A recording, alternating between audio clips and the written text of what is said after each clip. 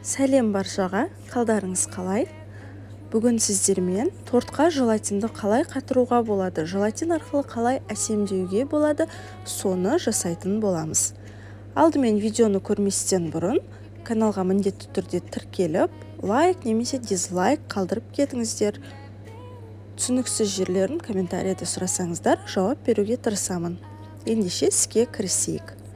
Ең алдымен бөлме температурасынан сәл жылылау суды аламыз. Соған желатинді салып, ерігенше араластырамыз. Мендегі желатин, түсті желатин, кішкене сарғыш реңі бар. Түссіз желатин болады. Егер соны алсаңыз, ол тіпті керемет болады. 15 минутқа қойып қоямыз араластырып. Және газге 200 мл суды құйып, оған 120 грамм қантты салып араластырамыз. 15 минутта қатқан желатинімізді осы суға саламыз да, желатин ерігенше араластырып тұрамыз. Судың қайнауы шарт емес, тек желатин ерігенше араластырсақ жетеді. Әбден еріген соң сұйықтығымызды бөлме температурасында суығанша сыртқа алып қоямыз. Оған дейін бисквитпен жұмыс жасаймыз. Бисквит кез келген торттың бисквиті болады. Мен сәбізді тортты алдым. Бір күн алдын кремін жағып, сіңгенше тоңазытқышқа салып қойдым. Сіз өзіңізге ұнаған кез келген тортты алсаңыз болады. Аламыз да осылай ортасын кесіп алып тастаймыз. Шет-шетін кішкене қиғаштау қылып кесеміз. Және оған шоколад пен майдың ерітіндісін жағып шығатын боламыз. Шоколад пен майды микроволновкада немесе газда, водяной баняда ерітуге болады. Ол шоколадты ерігенше ұстамаймыз. Бұл кішкене нәзіктеу процесс. Майы ерігенше микроволновкада ерітемізде, ары қарай қасықпен араластырып тұрып, шоколадын сол еріген майда ерітіп аламыз. Ал водяной баняда да дәл солай жасаймыз, араластырып тұрамыз. 40, егер термометріңіз болса, 40 градус болғанша ұстаймыз да, ары қарай қасықпен араластыру арқылы ерітіп аламыз. Еріген шоколадымызды осылай торттың бетіне жағып шығамыз. Бұл желатинді торттың бисквиттің бетіне құйған кезде бисквитке сіңіп кетпеу үшін осылай барлық жеріне жақсылап жағып шығамыз. Тортымыз тоңазытқыштан алынғандықтан, мұздай болғандықтан бұл моментально қататын болады. Барлық жеріне жақсылап осылай жағып шығамыз. Барлық жеріне жағып шыққан соң, жемістерімізді керекті өзімізге қажетті етіп кесіп аламыз.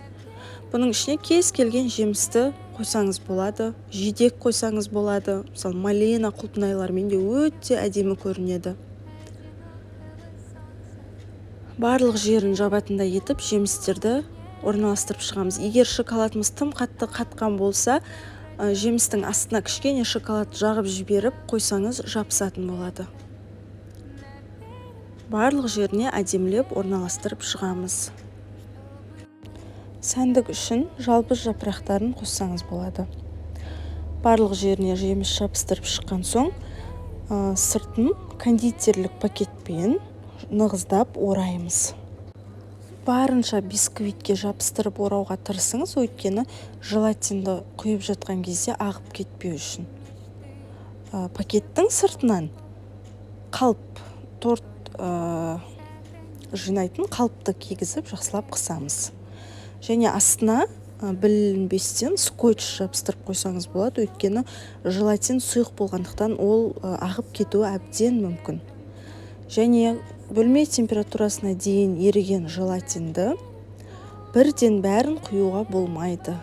Қасықпен жай шетінен бастап құямыз. Және ол ағып шықпауы керек. Жайлап құйып тексеріп көреміз.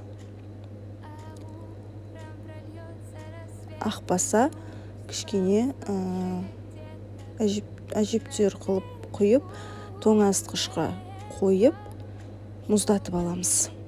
Тоңазытқышқа 1,5 сағат көлемінде қойсаңыз желатин қатады. Қатқан соң алып, қалған желатинді үстінен құямыз. Ақпаған болса қорықпастан енді бойын торттың, бисквиттің бойымен бірдей етіп құйып, тағы да бетіне жемістер қойып, табиғи көріну үшін тоңазытқышқа тағы да салып, қатырып аламыз.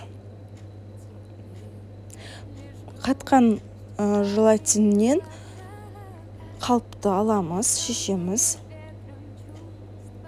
Және пакетін сыртындағы прозрачный пленканы алу қиын болып жатса, кәдімгі шаш кептіретін фенмен сыртынан кішкене желатинді ерітіп алсақ болады. Бірақ қатты еріп кетпесін. Сәл фен десек, ол кішкене жылиды да желатин жұмсарады. Міне, дайын болды. Сіздің қалауыңызға қарай торттың бисквитін тағы да басқа креммен сыртын обтяжка жасасаңыз болады. Және желатиннің түссізін алсаңыз, ол тіпті табиғи көрінеді. Мендегі желатин кішкене сарғыштау, жаңа байқағандарыңыздай, егер осы түссіз желатинді алсаңыз, ішіндегі барлық жемісі анық көрініп тұратын болады. Міне, егер бүгінгі рецепт ұнаған болса, өз пікіріңізді қалдырып кетіңіз. Прикоснется луч одинокого солнца на берег